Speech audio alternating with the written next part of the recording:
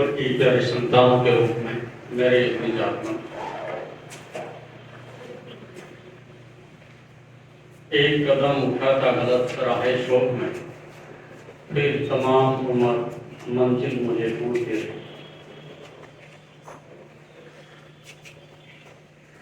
ऐसा लगता है कि मनुष्य इस पृथ्वी पर जैसे कि बीमार होने के लिए पैदा हुआ हो, और ऐसा दुर्भाग्य दिखाई देता है जैसे मनुष्य अंधकार में पैदा हुआ हो। इस प्रकार की मनुष्य के जीवन की जो दयनीय स्थिति है वो अतीत में कभी भी इतिहास में दिखाई नहीं देती। उसके बहुत सारे कारण हैं, उसमें से एक कारण तो मैं बताना चाहूंगा, प्राइस एंड वैल्यू। जहां से हमने भूल शुरू की है, जहां से हमारे कदम लड़खड़ाए हैं, जहां से दिशा मनुष्य की भटकी है, उसमें प्राइस एंड वैल्यू पर हमने कभी ध्यान नहीं दिया। इन दोनों में बहुत बड़ा मौलिक अंतर है। डिग्री कॉलेज के विद्यार्थी हैं, आप में से कोई बताएगा what's the difference between price and value? क्यों? बोलो बच्चों, what's the difference between price and value?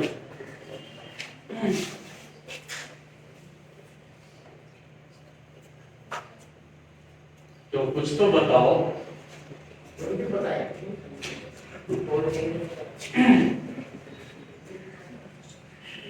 कीमत और मूल्य में क्या अंतर नहीं जानते?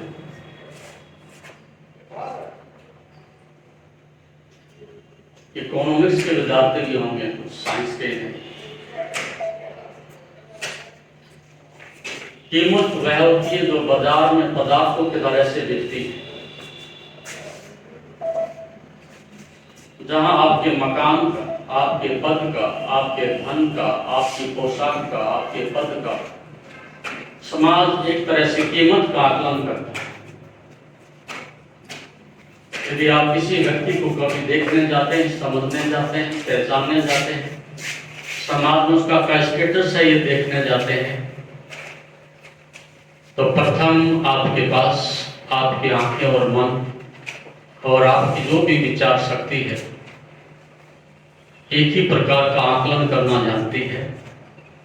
यदि व्यक्ति की पोशाक अच्छी है, पद अच्छा है, वैभव, अच्छा मकान और गाड़ी है, तो आप उसके लिए नतमस्तक हो।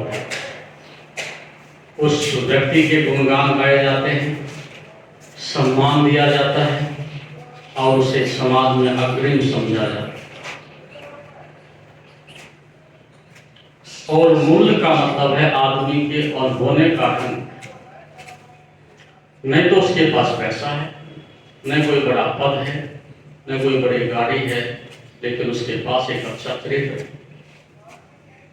उसके पास आसपास सत्य की एक सुगंध है, उसके पास एक अच्छा सुंदर मन है, जीवन का लंबा अनुभव है, सदैव आपको प्यार करने में सक्षम है। आंतरिक गुणवत्ताओं से उसका जीवन चारों तरफ से सुगंध फैला।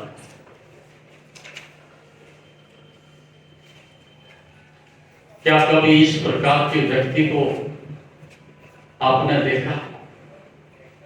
क्या आपके मन में इस प्रकार की कभी एक धारणा, यदि दो व्यक्ति इस प्रकार से सामने खड़े हों तो आप उसमें से मूल्य को या कीमत को, इसको आकलन अच्छी प्रकार से करो? स्वाभाविक सी बात है कि आपके सामने जो चकाचौंध है, जो समाज में सब प्रकार से प्रभावित करने की क्षमता रखता है, उसको आप आदर देते हो। लेकिन यदि आप पोशाक की पूजा करते हैं, एक मकान और मनुष्य की चमड़ी की ही पूजा करते हो तो आप केवल कीमत से परिचित हो, अंदर रहने वाले मनुष्य से आप परिचित नहीं हो। ऐसा हुआ कि एक बार गालिब को वहां के सम्राट ने आमंत्रित किया भोजन के लिए। कोई बड़ा आयोजन था और गालिब एक बहुत बड़ा कवि था। सम्राट का उससे प्रेम था। विशिष्ट अतिथियों में उसको भी आमंत्रित किया गया, लेकिन गालिब कवि था,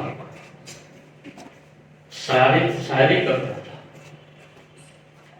कुछ अंदर के हृदय के गीत गुनगुनाता था। घर में अगले दिन खाने का भोजन नहीं होता, तन पर फटे हुए वस्त्र होते और आसपास की एक झोपड़ी में रहने की व्यवस्था होती। लेकिन हीरे जवाहरात उसके अंदर थे। जो देखना जानते थे वो देखते थे, बाकी को बाहर जो दिखता था वो उसकी कीमत।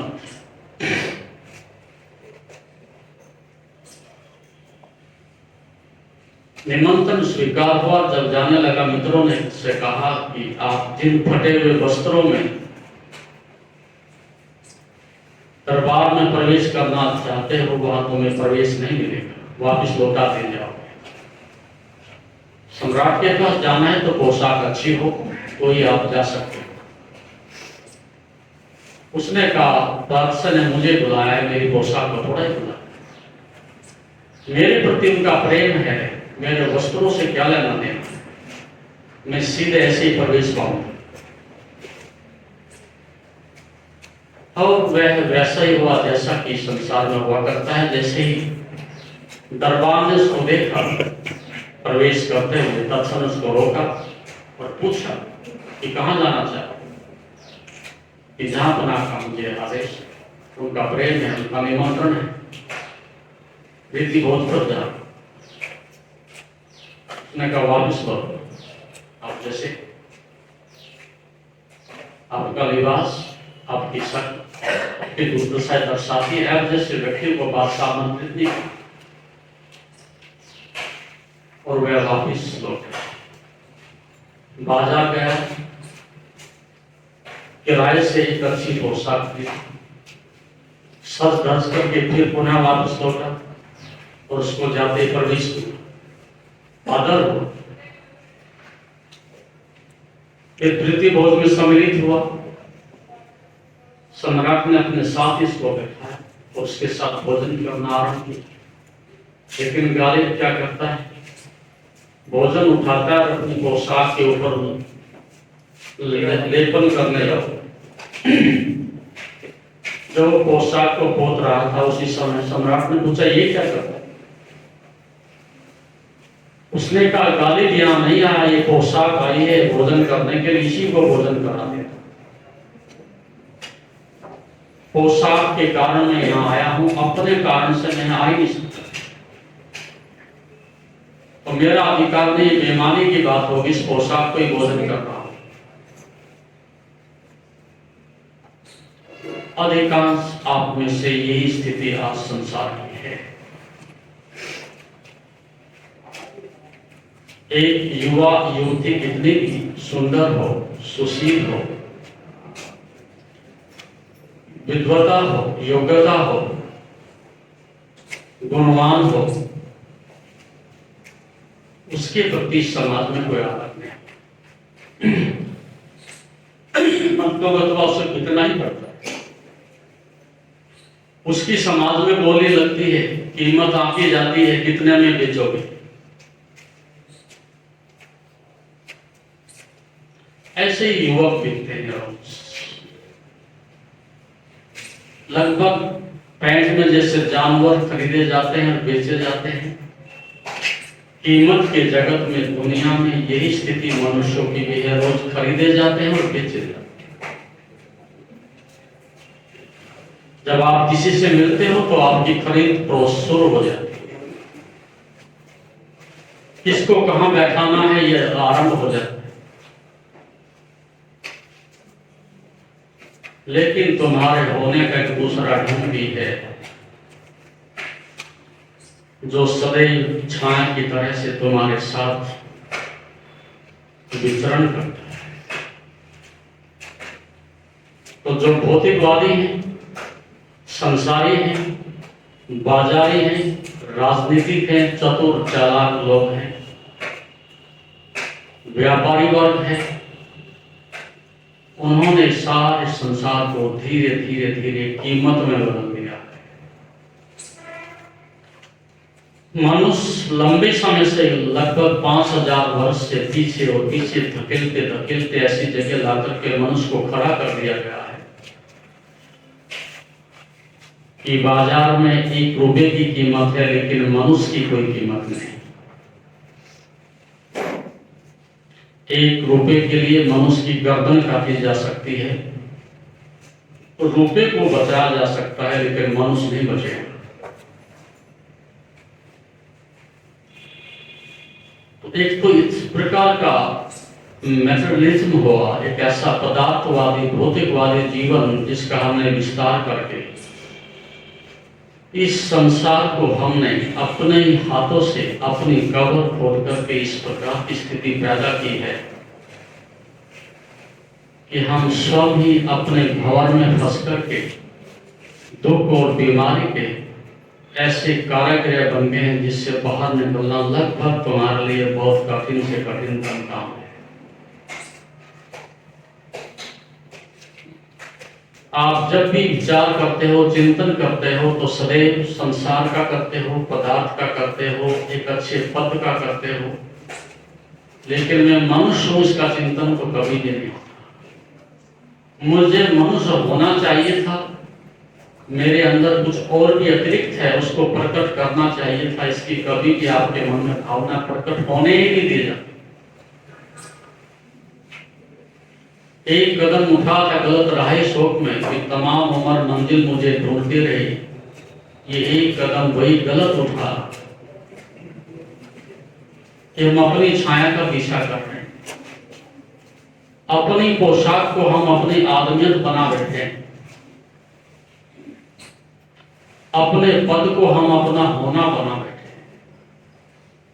लेकिन आप अच्छे प्रकार से समझते हो, जब पद के पीछे भूतपूर्व लग जाता है तब उस आदमी को नमस्ते करना भी उचित नहीं समझते। जो व्यक्ति धनाढ्य होता है, गरीबी में चला जाता है, फिर सब पीठ कर लेते हैं। देश का राष्ट्रपति प्रधानमंत्री भी जब भूतपूर्व हो जाता है, कोई उसकी तरफ को नहीं देखना चाहता। अब क्या हुआ? यदि वस्तुतः व्यक्ति की योग्यता थी और उससे प्रेम था तो आज भी रहना चाहिए, लेकिन हमने केवल उसको कीमत दी थी, मूल्य की हमने परवाह नहीं की थी।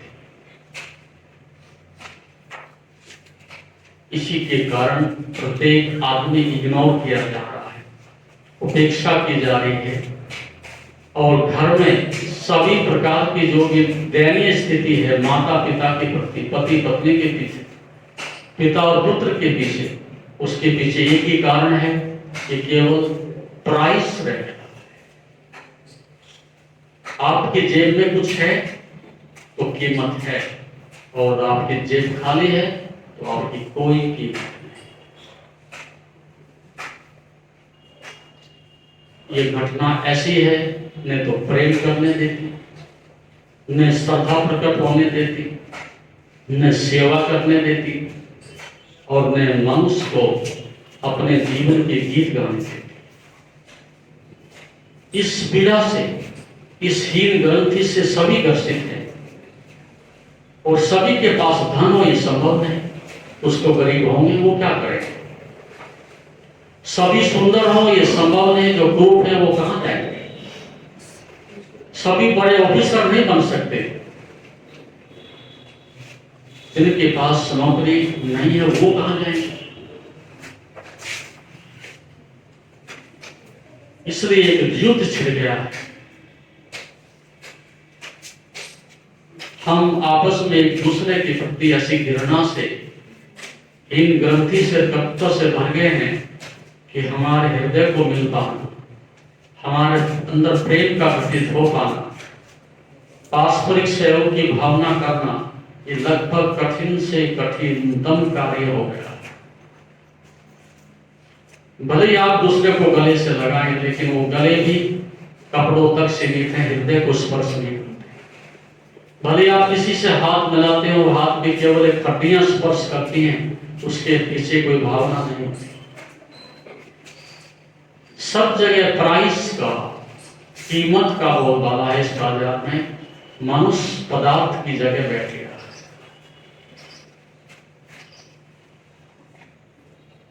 इस बात को बहुत पहले ऋषियों ने अवगत कराया था,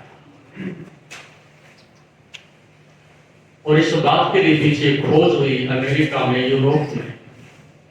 वहां के दो साइंटिस्ट हुए, 1959 में उन्होंने रिसर्च करके अपनी बताया कि संसार में उससे पहले मैटर ही सब कुछ माना जाता था,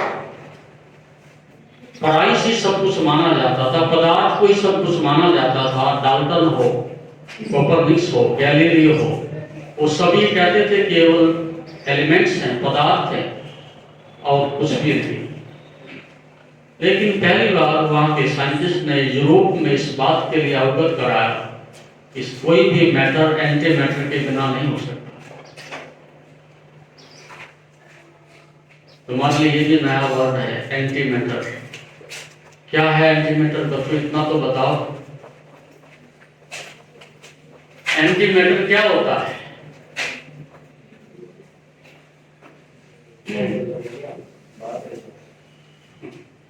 अरे कुछ तो बोलो। मैटर मैंने कहा, एंटी मैटर क्या हो?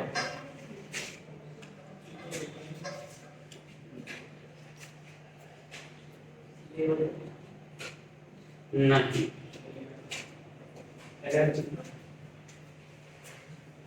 कुछ यू आर नियर और आगे बढ़ो। एंटी मैटर का अर्थ है जिसके द्वारा आप देख रहे हो, चल रहे हो, सुन रहे हो, जिसको हम आत्मा कहें, अस्तित्व कहें, चेतना कहें, परमात्मा कहें, उसके बिना शरीर नहीं हो सकता। एक तो आपकी देह है, इसको हम मैटर कहें, एक इसके पीछे जो अस्तित्व काम कर रहा है। और ये बात 1959 की है। इस बात को तो हमारे यहाँ किसान जानता है, मजदूर जानता है, लेकिन आप दुर्भाग्यशाली प्राणी हो, आप नहीं जानते। उसी के बिना तुम जी भी नहीं सकते, देख भी नहीं सकते, श्वास भी नहीं ले सकते। लेकिन हमें ये भी नहीं पता कि आत्मा होती है, हमें ये भी नहीं पता कि अस्तित्व होता है। ये बड़े आश्चर्य की बात है। जिसके बिना जीवन ही नहीं, उससे भी हम परिचित नहीं, तो इससे अधिक अविद्या, अंधकार और अज्ञान क्या हो सकता है? जिसकी कृपा से सुबह उठ करके घर से आप यहाँ तक आ गए हो, उसके विषय में हमें कुछ भी नहीं पता। जिसकी कृपा से आपने जन्म लिया और मृत्यु पर्यंत 50 वर्ष पृथ्वी पर दौड़ोगे, भागोगे, उसके विषय में कुछ भी नहीं पता।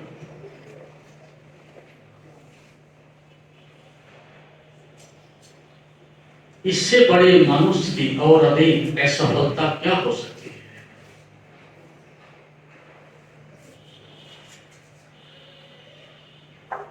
तो योग आपका इस तरफ ध्यान आकर्षित करना है। योग आपको इस तरफ ये बताना चाहता है कि आप केवल शरीर पर ही समाप्त नहीं हो जाते, शरीर के मिटने के बाद भी आप होते हो।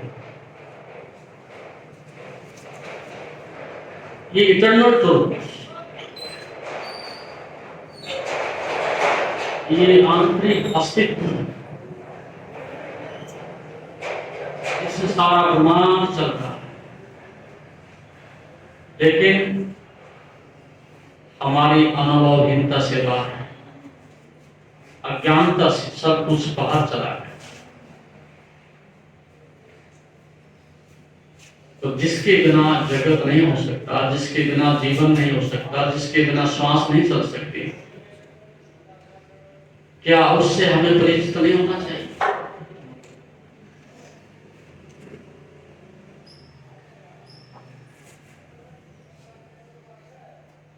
तो ध्यान का इस दिशा में प्रयास है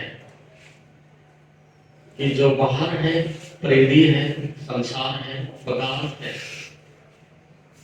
उसको तो आप देखते ही हो, लेकिन एंटी मैटर, इसके जो जस्ट पीछे है, उसको देखने की क्षमता भी आनी चाहिए।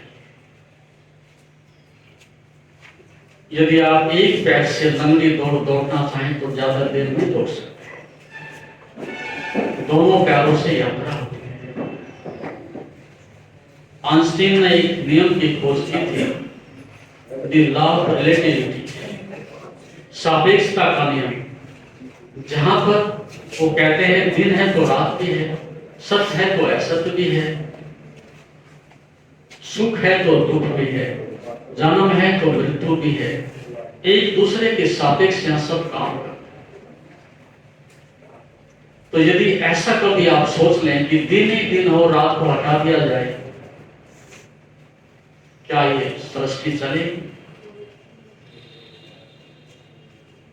यदि संसार से सभी स्त्रियों को हटा दिया जाए तो क्या पुरुष बचे? यदि गर्मी को बिल्कुल ही समाप्त कर दिया जाए तो क्या सर्दी बचेगी? यहां एक दूसरे के सारे सब सापेक्ष है। तो पदार्थ है तो अपदार्थ भी है, और पदार्थ से अपदार्थ अर्थात शरीर से जो चेतना है,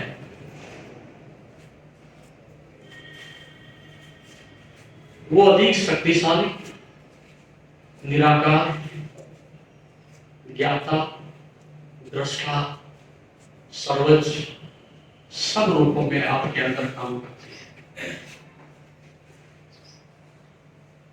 तो जब आप उस दृष्टा की खोज करते हो, मैं कौन हूं ये जानने के लिए साधना करते हो, इस पदार्थ के अतिरिक्त मेरी क्या संभावना है, इस रास्ते पर आप चलते हो, इस खोज का नाम आध्यात्मिक खोज है। अब आप पूछेंगे इसके पाने से क्या होगा? इसकी खोज करने से मिल क्या जाएगा?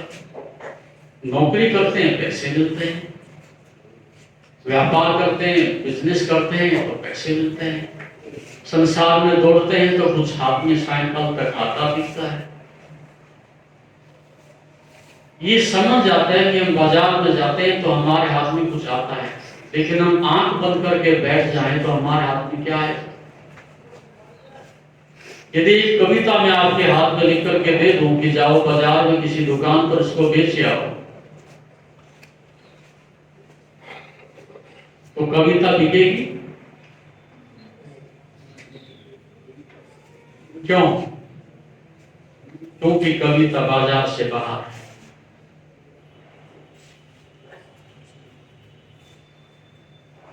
कविता उस व्यक्ति की कविता है कि जो हृदय के गीत गाता, गुनगुनाता हो। जो भी श्रेष्ठता में है वो बाजार में उसकी किसी प्रकार से कीमत नहीं दी जा सकती। आप किसी को प्रेम करते हो, कोई कहे कि कितने रुपए के लिए प्रेम करते हैं,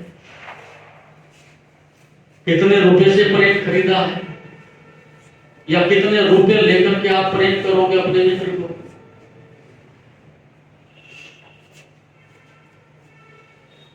तो क्या प्रेम को बाजार में बेचा जा सकता है? क्या प्रेम की कोई कीमत लगाई जा सकती है?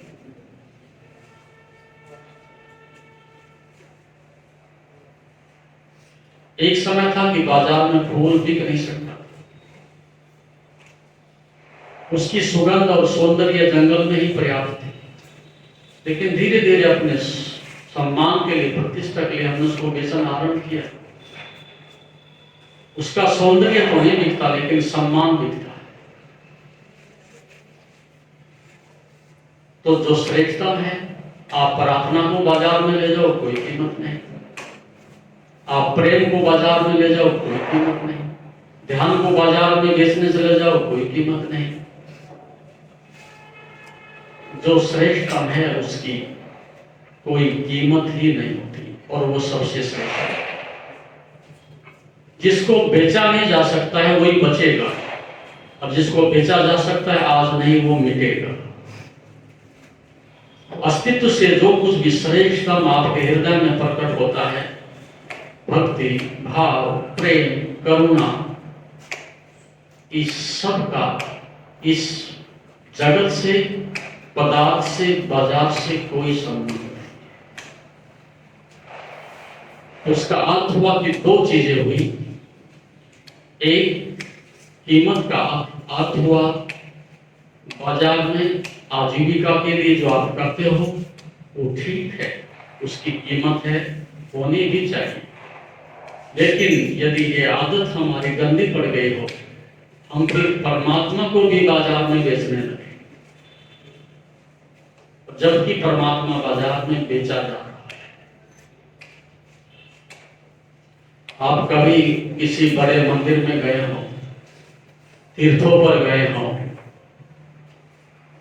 तो वहां आपकी रसीद काटी जाती है मंदिर में प्रवेश करने से पहले। साउथ के बड़े बड़े मंदिर हैं, कभी आपको जाने का अवसर मिलेगा तो वहाँ 5,000 की अलग रसीद होती है, 10,000 की अलग होती है, 1 लाख की अलग होती है, अलग अलग लाइन लगती है, मंत्री के लिए अलग लगती है, IAS PCS के लिए अलग लगती है। तो क्या जो बाहर खड़े हुए लोग हैं परमात्मा को बेच नहीं गए? वहां तक जाने देने के लिए आपको 1 लाख रुपए देने पड़ेंगे दर्शन करने। जब मनुष्य की बुद्धि इस स्तर तक गिर जाती है कि यहाँ सब कुछ कीमत से आंका जाता है, तो आपका परमात्मा भी वंचित नहीं रह सकता इस बात से। बड़ा मंदिर है तो परमात्मा की बड़ी कीमत है, छोटा मंदिर है तो छोटी कीमत है। और इसलिए आप जब जाते हो तो वहां रुपए ही चढ़ाते हो। मंदिर में जाते हो तो रुपए ही चढ़ाते हो। क्यों? क्या परमात्मा को तुम्हारे रुपयों की आवश्यकता है? परमात्मा खाएगा, ओढ़ेगा, बिछाएगा, क्या करेगा तुम्हारे इस रुपए से? एक पत्थर की बनाकर के प्रतिमा रखी हुई है, तुम भी जानते हो, मेरी बीच व्यक्ति पुजारी उठा करके ले जाए, लेकिन हमने परमात्मा को रुपए ही भेंट किए। जो अधिक देता है तो सोचते हैं अधिक कृपा होगी, जो नहीं दे पाता तो भय लगता है कि कृपा नहीं होगी। इस प्रकार की धारणाओं से समाज में अधर्म फैला है, असद्भाव फैली है, और मनुष्य और मनुष्य के बीच में पदार्थ ने एक ऐसी दीवार खड़ी कर दी है कि जहां आप कभी दूसरे से मिल नहीं सकोगे, किसी को प्रेम नहीं दे सकोगे, किसी को मित्र नहीं बना सकोगे, किसी के चरणों में झुक नहीं सकोगे, अपने माता पिता की सेवा नहीं कर सकोगे। लेकिन क्यों? सब कुछ यहाँ पदार्थ और पदार्थ और पदार्थ, पैसा और पैसा है। और जब कीमत ही कीमत हो तो फिर मनुष्य की सेवा नहीं की जा सकती। तो आप विद्यार्थी हो, अभी ग्रेजुएशन कर रहे हैं, कुछ पोस्ट ग्रेजुएशन करके यहां से जाएंगे। योग इस बात को आपको अवगत कराना चाहता है कि आपके जीवन में 2 बातें ध्यान रखना। प्राइस अर्थात कीमत, आपको केवल इस आजीविका के लिए रोटी, कपड़ा, मकान, चिकित्सा, शिक्षा के लिए व्यवस्था जुटाता है, अच्छी बात है। लेकिन इसके अतिरिक्त आपके पास एक आत्मा भी है, आपके पास अपना एक चरित्र भी है, आपके पास एक सत्यता भी है, आपके पास पीस ऑफ माइंड भी है, सुखी और शांत रहकर के उत्सव मनाने की क्षमता भी है। पैसा भी इसीलिए कमाते हो कि शांति मिलेगी, आनंद मिलेगा। लेकिन आनंद तब मिलता है जब आपके पास पीस ऑफ माइंड होता है, जब आपके पास अपनी स्वयं की एक डायरेक्शन होती है, जब आपके पास स्वयं का एक नियंत्रण होता है, जब आप स्वयं के मालिक होते हो, उस अवस्था में धन आपकी सेवा करता है। और यदि ऐसा नहीं होता तो फिर धन आपसे अपनी सेवा करवाता है। और आज यही है आपके सामने सबसे बड़ी चुनौती कि आप एक ऐसी अनियंत्रित बिना पतवार की नाव की तरह से जल में डाल दिए गए हो, जहां तूफान जिधर से आए जिधर चाहे आपको ले जाता है और आप बेबस को कुछ भी नहीं कर सकते। जब क्रोध आता है तो आप क्या नियंत्रित कर सकते हो? जब अहंकार आता है तो क्या आप रोक सकते हो? जब चोरी करने का भाव पैदा होता है तो क्या आप रोक सकते हो? जब वासनात्मक भाव आता है तो क्या रोक सकते हो? किसी को गाली देने का भाव उठता है तो क्या आप हाथ रोक सकते हो? आप असहाय होकर के खड़े होकर के देखते रहते हो और सामने सामने सब लहूलुहान हो जाता है, जेल चले जाते हो, मुकदमा चल जाता है, मित्रता टूट जाती है। क्यों ऐसा हो जाता है? कीमत नहीं रोकेगी, केवल आपका जो मूल्य है, आपका जो आंतरिक चरित्र है, आपका आंतरिक आत्मबल है, आपका आंतरिक नियंत्रण है, आपका जो एक आंतरिक संबल है, आपका एक सुनियोजित और नियंत्रित मन है, वो इस दुर्घटना को, इस दुर्भाग्य को, इस बुराई को रोक सकता है। आपका प्रेम ना टूट जाए, इसको ध्यान रोक सकता है। आप पदार्थ के साथ ही मर जाएंगे, संसार से ऐसे ही चीखते चिल्लाते चले जाएंगे, इस दुर्घटना को नियंत्रित मन रोक सकता है। आप बीमार और दुखी होकर के संसार में जी रहे हो, इस दुर्भाग्य को ध्यान हटा सकता है। आप स्वस्थ रह सकते हो, सुखी रह सकते हो। ये शांत पीस ऑफ माइंड से ही संभव है। लेकिन ये बातें सुनने भी आसान है और सुनानी भी आसान है। अभी 25 वर्ष तक आप साधना करके एक कागज लेकर के डिग्री कॉलेज से वापस लौटोगे और अपने घर में जाकर के देखना, इस कागज में ऊपर से नीचे तक ध्यान से देखना, बस केवल आपके हाथ में कागज है और कुछ भी नहीं। न शांति है, न प्रेम है, न स्वास्थ्य है, न सौंदर्य है और न आजीविका है, वो भी नहीं मिलती है। पहले नौकरी मिलती थी, अब वो भी नहीं मिलती। केवल एक कागज आपके हाथ पर रख दिया गया। और यदि आप बुद्धिमान हो और अपने वीसी से पूछें कि कागज हमारे हाथ में जब नहीं था तब भी ये समस्या थी कि हम क्या करें, कहां जाएं। जब कॉलेज आए तो इसी समस्या को लेकर के आए थे कि क्या करें और कहां जाएं। और जब कागज लेकर के बाहर जाओगे तो वीसी से पूछ सकते हो, अब हम कहां जाएं और क्या करें। पहले दिन एडमिशन हुआ, उस दिन की ये समस्या हमारे सामने ज्वलंत खड़ी हुई थी। और आज हम पोस्ट ग्रेजुएशन करके पीएचडी करके भी वापस जा रहे हैं, तो भी ये समस्या अब क्या करें, कोई समाधान नहीं।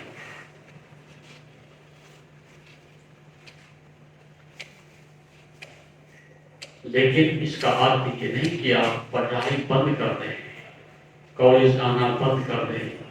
यहाँ तो कागज ही मिलेगा और मिलता रहा है, मिलता रहेगा। लेकिन एक दूसरी पढ़ाई भी है, एक दूसरी सिखावट भी है, एक दूसरी जिंदगी की उपलब्धि भी है। जस्ट बीइंग, आपके होने का ढंग, आपके चलने का ढंग, आपके खाने का ढंग, आपके बोलने का ढंग, आपके रहने का ढंग, ये कौन सिखाएगा? कागज थोड़ा सिखाते हैं और ये कॉलेज थोड़ा सिखाएगा। यहां तो केवल आप आजीविका के लिए आते हो,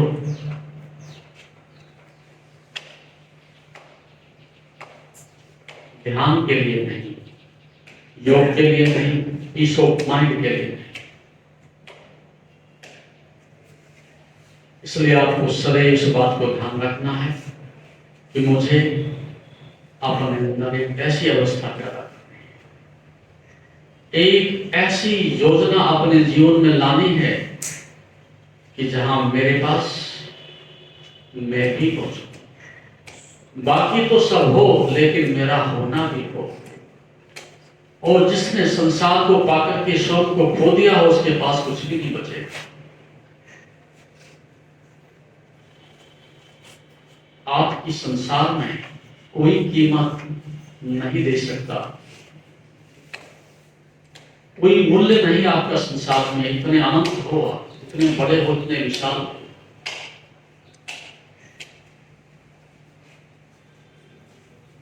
लेकिन हमें अपने होने का कुछ पता ही नहीं। ये आंखें क्या दे सकती हैं, इनकी क्षमताओं का हमने कभी विचार ही नहीं किया। ये बहती विश्वास आपको क्या दे रही है, इस पर कभी मनन ही नहीं हुआ। ये सुनते हुए कान आपको क्या संगीत सुना रहे हैं, इसका कभी आपने ध्यान ही नहीं दिया। बस उठते हो, चल पड़ते हो, सुबह से रात तक दौड़ते रहते हो, लेकिन कभी ये भी देखा कि कौन दौड़ा रहा है, कौन दिखा रहा है, कौन चला रहा है, किसकी कृपा से ये हो रहा है? क्या आपके प्रोफेसर चला रहे हैं? क्या आपके माता पिता आपको चलने की क्षमता दे रहे हैं? क्या आपकी पद या पदवी आपको चलने की देखने की क्षमता दे रही है? ये क्षमता कहीं और से आती है। और जब जीवन छिनता है तब पता चलता है कि सबसे अग्रिम यही था, सबसे निकट यही था, सबसे श्रेष्ठ यही था। लेकिन तब क्या, जब चिड़िया चुके थे, जब सब जा चुका और मौत के मुंह में चले गए, तब पता चलता है जीवन बड़ा सुंदर था। और अब जीवन है, उसकी कोई आपके जीवन में मूल्य नहीं, कोई आदर नहीं, कोई सत्कार नहीं, कोई साधना नहीं। संसार को पाने भर के लिए आप सब कीमत चुका सकते हो, लेकिन स्वयं को देखने और पाने के लिए आपके पास न समय, न शक्ति, न योजना, न भाव, कुछ भी नहीं। तो मैं कहता हूं, जीवन की साधना दोनों प्रकार से संपन्न होनी चाहिए। एक हाथ में ध्यान होना चाहिए और दूसरे हाथ में ध्यान होना चाहिए। एक हाथ में पावर होनी चाहिए और दूसरे हाथ में पीस ऑफ माइंड होना चाहिए।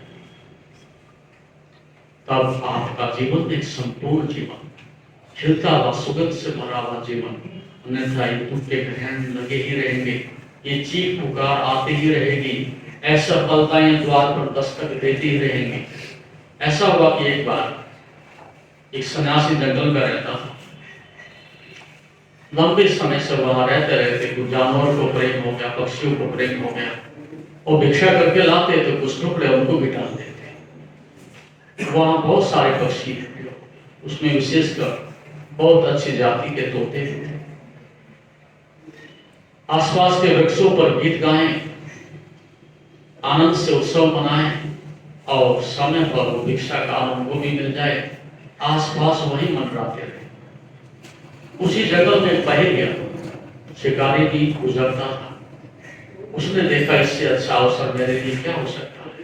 एक ही जगह झुंड के झुंड और अनेक प्रकार के पक्षी, और बाजार में तोते की तो बड़ी कीमत है, अच्छी जाति की कीमत के तोते। उसने वहां जाल फैलाया और दाना डाला, और तत्क्षण, जैसा कि पक्षियों की अपनी आदत होती है, सरल निर्दोष आकर के बैठे, और शिकारी ने उस जाल को समेटा और बंद किया और बाजार में जाकर के तोते बेच दिए। सायंकाल को सन्यासी आ देखा तो तोते तो नहीं है, थोड़े से कुछ बचे हैं जो आसपास चले गए थे।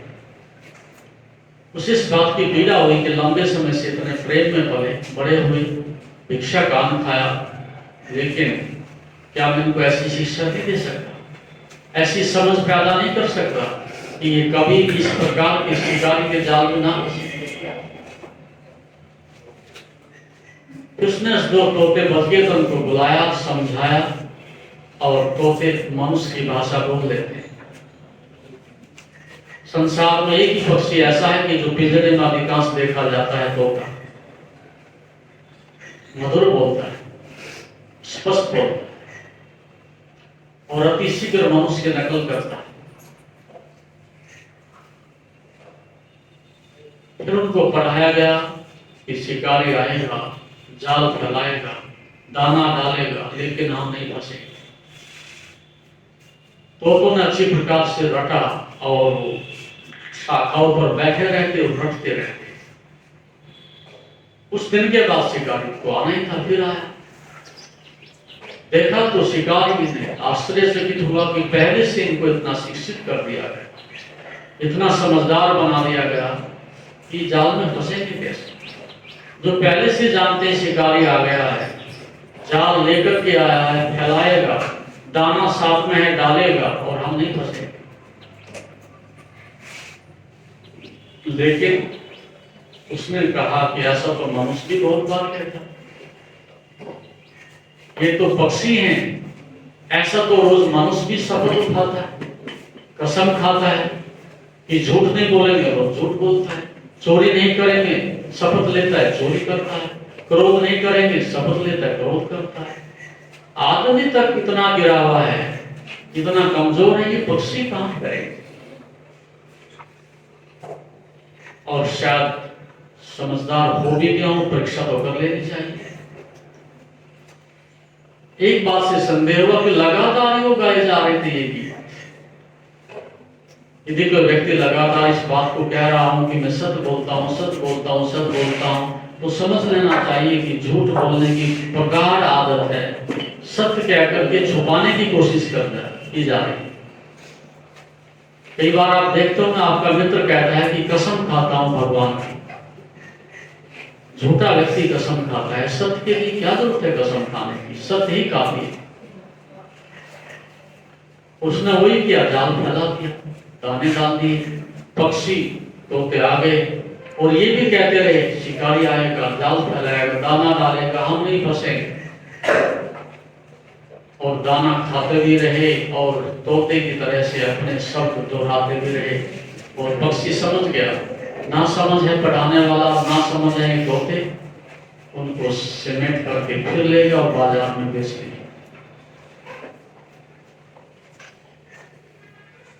और फिर नए तोते आने थे, कुछ और आ गए। अब उस बात के लिए सन्यासी को पीड़ा ही, उसने कहा शिक्षा अधूरी थी, काम नहीं आई। फिर तीसरा उसने सूत्र उनको दिया कि अब सिद्ध करने की आवश्यकता नहीं, हम बहुत उपयोगी हैं दिखाने की भी आवश्यकता नहीं, सूत्र गढ़ने की भी आवश्यकता नहीं। जैसे शिकारी आता है, दूर से देख करके आप मरणाधर्म हो जाओ, मरणासन हो जाओ, लुढ़क जाओ, जैसे तुम्हारे अंदर प्राण ही नहीं है, फिर तुम्हारी बाजार में कोई कीमत नहीं। मरे हुए की क्यों कीमत देता है। मरने के बाद तो तत्क्षण मरघट ले जाने की कोशिश करते हैं। आपके घर में कोई कितना भी बहुमूल्य हो, कितना भी अमीर हो, राष्ट्रपति हो, प्रधानमंत्री हो,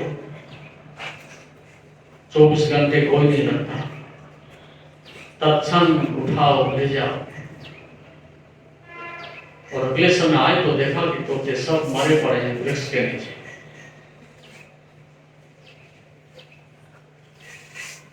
मरे की क्या कीमत। यदि समाज में आप भी गरीब हो, कुरूप हो, अशिक्षित हो, क्या कीमत है तुम्हारी, कौन पूछता है, कोई पीछा नहीं करता आपका। लेकिन जो जितना बहुमूल्य हो जाता है उसका सब पीछा करता है।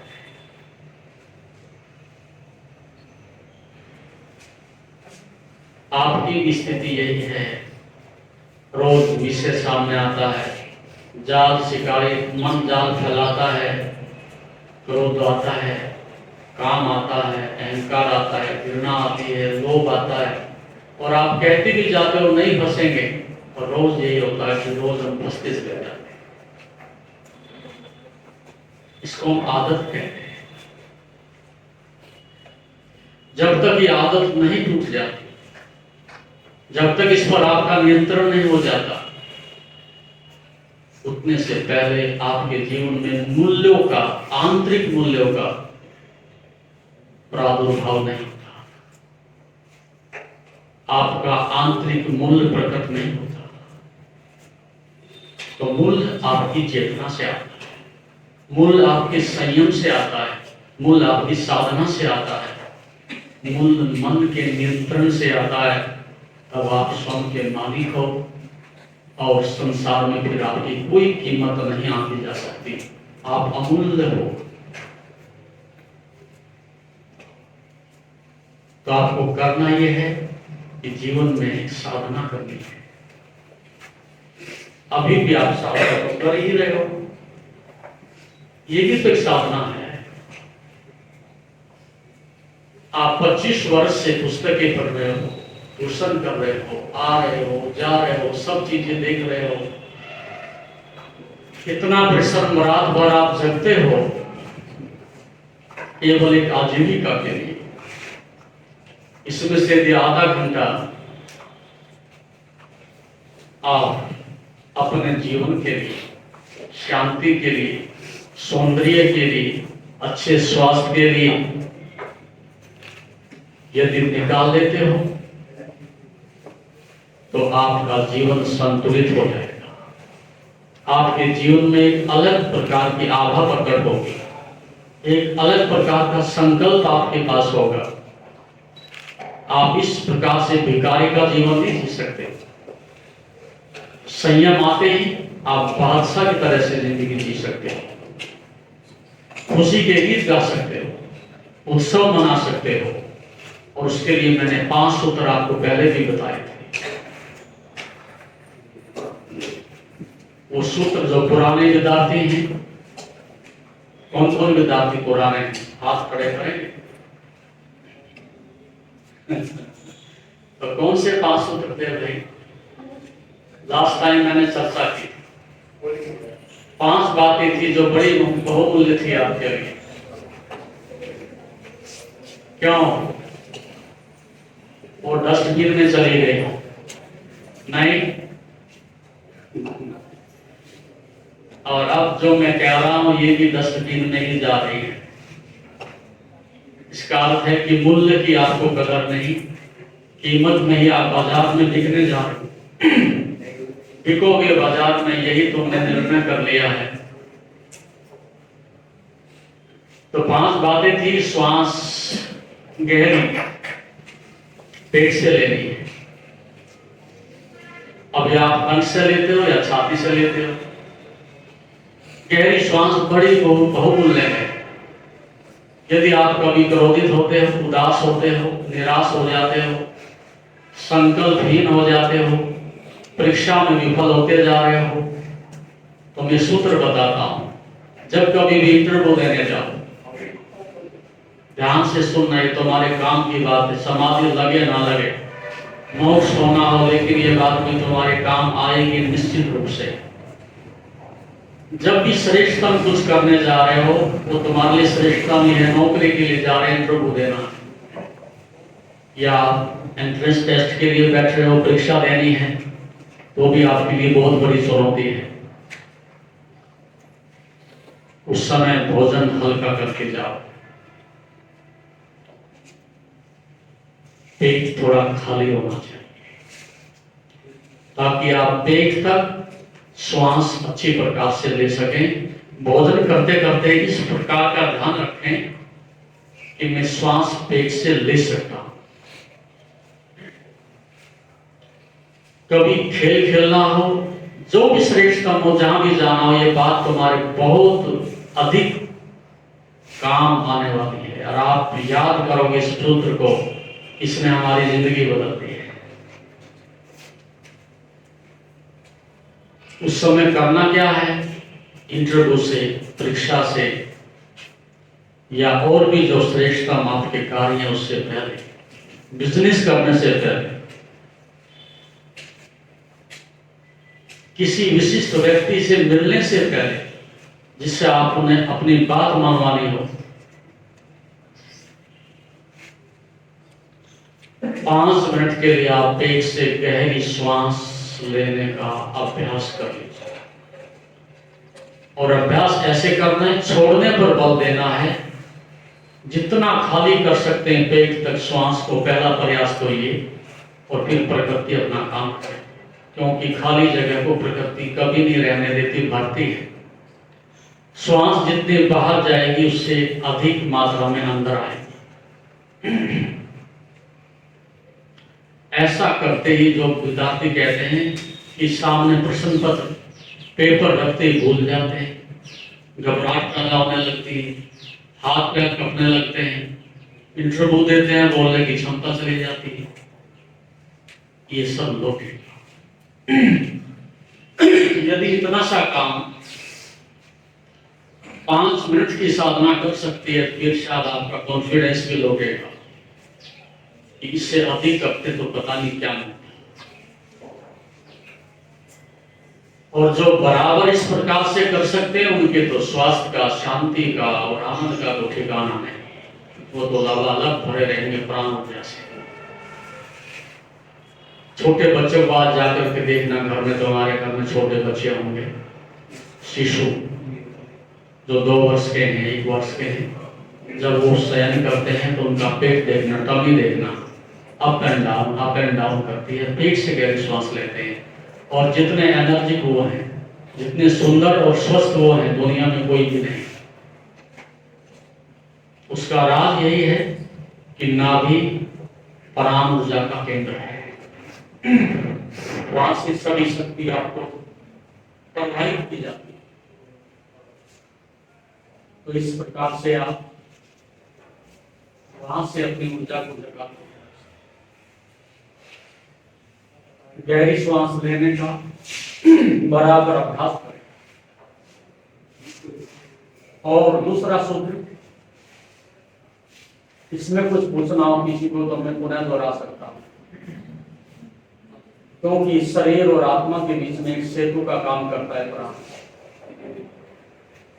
जितना शिथिल होगा और धीमे से गति करेगा उतना ही अच्छा होगा। जब आपको क्रोध आता है तो देखना श्वास की गति कितनी तेज हो जाती है। जब आप किसी जानवर से, किसी मनुष्य से भयभीत होते हैं तो देखना कि कितनी गति बदल जाती है। लेकिन जब आप शांत होते हैं तब आपके मन में एक शांति छा जाती है। तो श्वास को सदा ही अपने जीवन का एक केंद्र बना करके रखो। उसके लिए आपको केवल खाली पेट कुछ अभ्यास करने की आवश्यकता है। वो आपके लिए सुगम होगा। आप खड़े होकर के भी कर सकते हो और बैठ करके भी कर सकते हो। श्वास को बाहर निकालें, पेट को अंदर सिकुड़ेगा श्वास निकलते ही, और कुछ देर के लिए बाहर रोक लें, 10 सेकंड 20 सेकंड। जब लगे नहीं रोक पाएंगे धीरे से श्वास लें। फिर पेट में श्वास जाएगी, फिर बाहर छोड़ें। इस प्रकार से क्रम से आप 5 से 10 मिनट के लिए, आधा घंटे तक ये अभ्यास कर सकते हैं। आंखें लचकदार हो जाएंगी, भूख अच्छी लगेगी, पेट साफ रहेगा और मन शांत हो जाएगा। इस प्रकार से ये साधना का पहला सूत्र है कि श्वास पर, और 24 घंटे जब कभी भी लगे आपका मन अधिक दुखी है, संतप्त है, भयभीत है, तभी अपनी श्वास बदल दीजिए। गहरी श्वास लीजिएगा, छोड़ने पर बल दीजिएगा और आप पाएंगे कि मन शांत हो गया।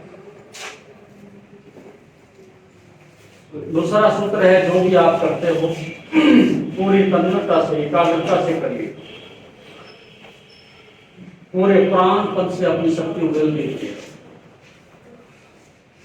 यदि आप सुनते हो तो 100% सुनने की कोशिश करो, दाएं बाएं मत झाँको। यदि आप देखते हो तो 100% देखो, गहराई से देखो। यदि आप भोजन करते हो तो भोजन में पूरा प्राणपन से देखो, सुनो। अनुभव करो, उसका स्वाद लो, और तब आपको भोजन में एक अलग ही गुण दिखाई पड़ेगा। प्रत्येक कार्य में टोटल इंटीग्रेशन, एकजुटता आपकी होनी आवश्यक है। इस प्रकार से ये दूसरा सूत्र कि एक नियम ही जो उनका बनावे, हमें पूरा संपूर्णता से प्रत्येक कार्य में 100% इन्वॉल्व होना। और तीसरा सूत्र है अल्पाहारी होना। भूख लगे तो खाओ, और थोड़ी भूख रख करके खाओ, ठूस ठूस के मत भरो, बिना भूख के मत खाओ, और दिन में कई बार मत खाओ। सुबह आप भोजन करते हो तो कम से कम 5 घंटे के लिए आपके लीवर को विश्राम मिलना चाहिए। बीच बीच में कुछ कुछ आप डालते रहते हो, वो ठीक ऐसा ही है। यदि आप खिचड़ी बनने के लिए रख दो और थोड़ी वो गर्म और भाप उठे, उसमें फिर थोड़ा सा पानी डाल दो, फिर थोड़ी खदकने को थोड़ा सा फिर पानी डाल दो। क्या सायकाल तक ऐसी खिचड़ी पकेगी? क्यों नहीं पकती? ऐसे ही आपने अभी खाया, 1 घंटे बाद फिर खाया, 2 घंटे बाद फिर खाया, ऐसे में कभी भी आपकी दरबार पर दुख नहीं होगी, सच्ची भूख आपको नहीं लगेगी। तो भोजन सात्विक रखो, हल्का रखो, भूख लगने पर करो, और ऋतु के अनुसार हर मौसम के भोजन अलग अलग होते हैं। उसको समझने की स्वास्थ्य के लिए अत्यंत आवश्यकता है, कहीं से सीखो इसके बारे में। और चौथा है इंद्रिय मौन। कुछ समय मौन रहने की आवश्यकता है। आप सतत बोलते हो, अकारण बोलते हो, मिथ्या बोलते हो, अनुभवहीनता से बोलते हो, जो नहीं जानते वो भी बोलते हो, तो साधना का अर्थ है अब हम वही बोलेंगे जो सार्थक हो, सार्वजनिक हो, अन्यथा नहीं बोलेंगे। बोलने से पहले ये सोचें कि हमें बोलना भी है कि नहीं बोलना है, और जब बोलते हैं तो ध्यान रखो हमें कहाँ ठहरना है, कहाँ रुकना है। जो ये जानता है कि कहाँ रुकना है, उसे कोई भय नहीं सकता, उसके पास सुरक्षा है। लेकिन जीवन में आप देखते हो 90% जितने भी विवाद हैं वो मनुष्य के अधिक बोलने के कारण पैदा। आप कितनी बातें ऐसी बोल जाते हो जो नहीं कहनी चाहिए, तो अपने माता पिता को, मित्रों को, और आप कह देते हो, मित्रताएं समाप्त हो जाती है, गृहस्थ के संबंध टूट जाते हैं, मित्र रूठ जाते हैं, आपका विश्वास समाप्त हो जाता है। तो कम बोलो, आवश्यकता पड़ने पर बोलो, और एक नियम भी बना लो, घर में रहते हो तो कम से कम 1 घंटा मुंह में रहने की आवश्यकता। 1 घंटे तक मैंने कुछ भी नहीं बोलना, तो आप देखोगे जैसे घड़ा भर गया, आपकी वाणी अमोघ हो गई, आपके अंदर एक शांति छा जाए। और अंतिम बात, उत्सव। जीवन निराशा से नहीं बनता, जीवन दुखों से विकसित नहीं होता, जीवन घृणा से, नकारात्मकता से विकसित नहीं होता। शिकायत ही करते रहो, उससे जीवन ऊंचा नहीं होता। और दूसरों की कदम कदम पर मदद मांगते रहो, इससे जीवन श्रेष्ठ नहीं होता। आप साहस का परिचय दो, आप जीवन में सकारात्मक रहो, और जैसा है स्वीकार करो, और जीवन में खुशी के गीत गाओ। जो आपके हाथ में है उसको स्वीकार करो। और वो ने मुझे इतना अच्छा दिया, इतना श्रेष्ठ दिया, इतना सुंदर दिया है, जो है उसका गुणगान गाओ, उसे स्वीकार करो, जो नहीं है उसकी चिंता मत करो। इस प्रकार से आप पाओगे कि छोटी छोटी वस्तुएं भी आपको आनंद दे सकती हैं, शांति दे सकती हैं। लेकिन यदि ऐसा नहीं करते तो चक्रवर्ती राज भी आपको दे दिया जाए तो भी आपको कोई तृप्ति नहीं, कोई संतुष्टि नहीं, कोई शांति नहीं। तो जीवन में उत्सव मनाना सीखो। ये तभी संभव है जब आपके जीवन में इस प्रकार की साधना के सभी सुख, जैसे कि मैंने बताया, यदि वो क्रियान्वित होते हैं तो आपकी साधना सफल होती है। आपके जीवन में एक आंतरिक मूल्य प्रकट होता है। आप पोशाक भर नहीं रह जाओगे, एक मकान की दीवार भर ही नहीं दिखोगे, अंदर मालिक है ये भी दिखाई देने लगेगा। और 3 बातें और जाते जाते बताता हूं आपको, ये इसी से संबंधित हैं। हम 3 शब्द प्रयोग करते हैं, इंफॉर्मेशन,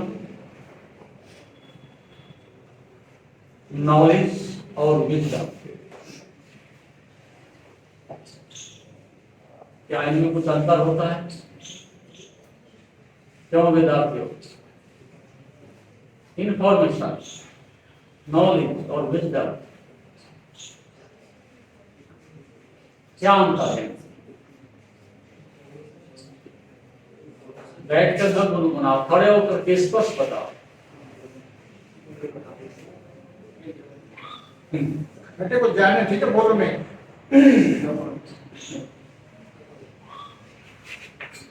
बोलो भाई बोलो।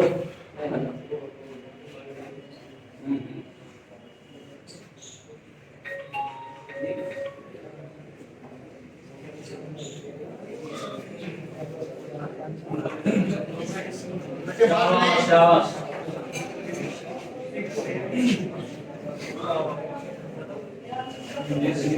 कोई बात नहीं भैया, मुझे पता है अपने विद्यार्थियों का, पिता अपने पुत्र को जानता है और अध्यापक अपने शिष्यों को पहचानता है। इन्फॉर्मेशन का अर्थ है जब आपके पास जो एक सूचना होती है, परमात्मा ऐसा है, धर्म ऐसा है, समाज ऐसा है, संस्कृति ऐसी है, ये जीवन ऐसा है, ये सब परिभाषाएं जो बनी हुई हैं, आपका कभी पिता देता है, कभी माता देती है, कभी समाज के लोग देते हैं, सब आंकड़े आपके अंदर इकट्ठे हो जाते हैं, बस मात्र सूचना ही आती है। केवल एक गपोट संत ही बोलता रहता है, देता कुछ भी नहीं, होता कुछ भी नहीं, रूपांतरण कुछ नहीं होता, बस एक सूचना आती है पड़ोसी की, पड़ोसी तक, बाजार की मनुष्य तक, मंदिर से मनुष्य तक सूचना इकट्ठी होती जाती है, लेकिन उससे जीवन का कोई संबंध नहीं। एक आदत पड़ जाती है सुनने की, सुना। अभी आपने यहां से कुछ सुन लिया है, इन बातों को जाकर के दूसरों को सुना दो।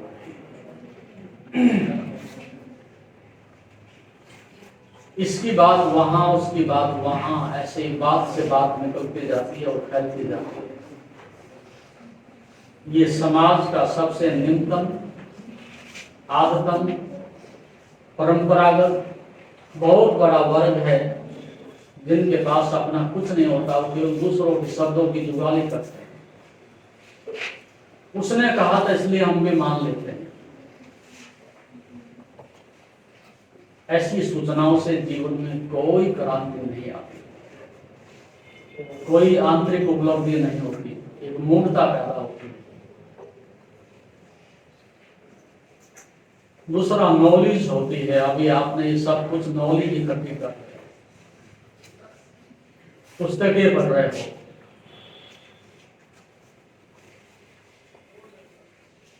पुस्तकों से जो बाहर से किसी ने कहा था उसको आप अपनी मेमोरी के रूप में अंदर संचित कर रहे हो। लेकिन यह भी एक सिद्धांत है, ये भी एक शब्द ही है, ये भी आपके जीवन में कोई क्रांति नहीं लाते। जब आप यहां से बाहर चले जाओगे तो एक बात बड़ी सुंदर कही है इमर्सन। इमर्सन ने कहा है कि शिक्षा वह है, नॉलेज वह है जिसको कॉलेज से बाहर जाते भूल जाना पड़ता।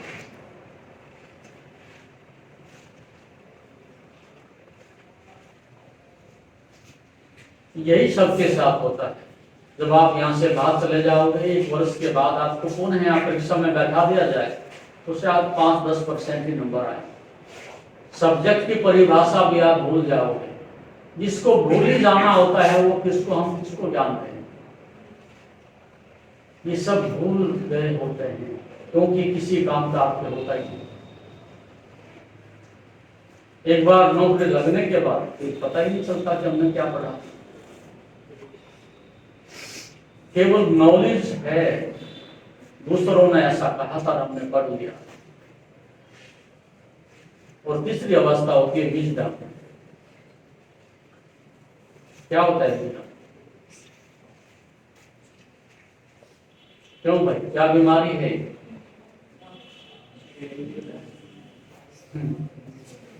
क्या होती है विजडम? भाई तुम्हारे तो सीमाओं से बाहर चल गए। बेटा बात नहीं ऐसे फुसफुसाने से तो विजडम नहीं है। विजडम का अर्थ होता है आपके अंदर बुद्धिमत्ता।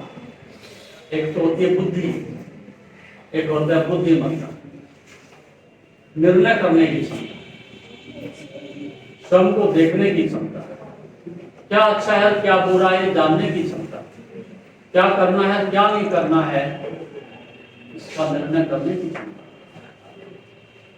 इसको प्रज्ञा विजडम कहें, बुद्धिमत्ता कहें, ये अनुभव से आती, ना पढ़ने से आती, ना समाज में सुनने से आती, ये आपके अनुभव से ही आती। जब हम बार बार पटक खाते हैं, बार बार असफल होते हैं, उसमें से जो सीख लेता है वो व्यक्ति बुद्धिमत्ता को ठीक है।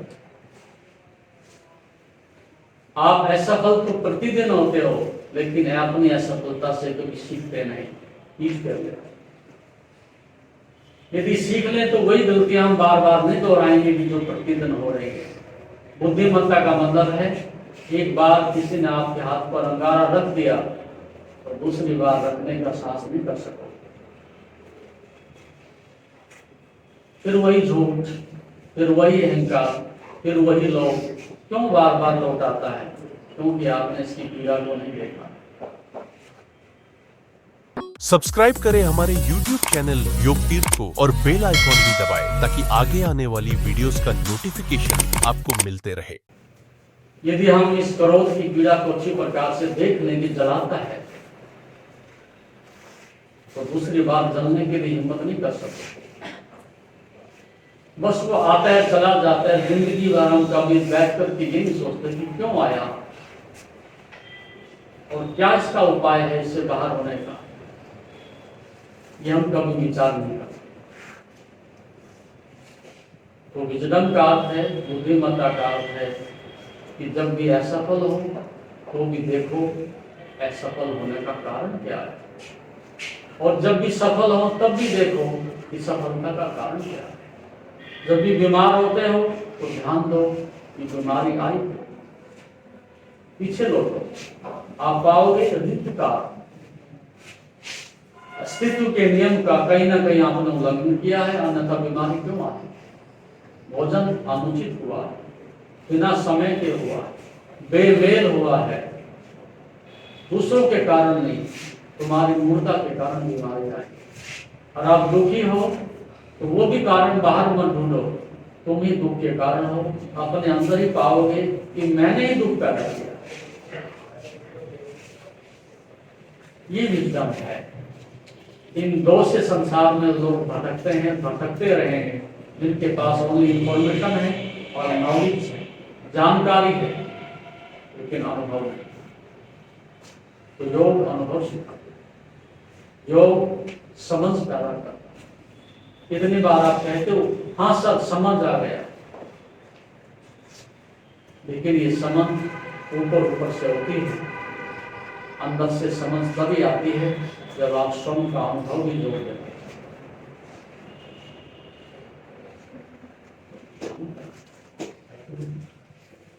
हैं।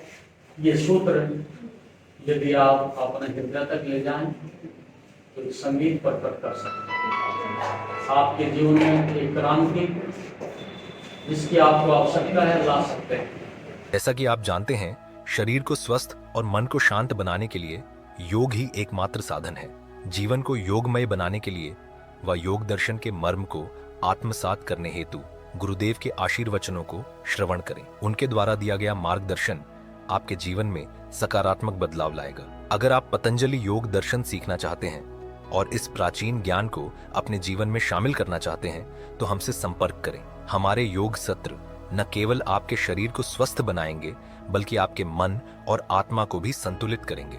अधिक जानकारी के लिए हमें नीचे दिए गए विवरणों पर संपर्क करें। हमारे साथ इस योग यात्रा की शुरुआत करें और अपने जीवन को शांति और सकारात्मक ऊर्जा से भरें। धन्यवाद। आपका दिन शुभ हो। ओम नमस्ते।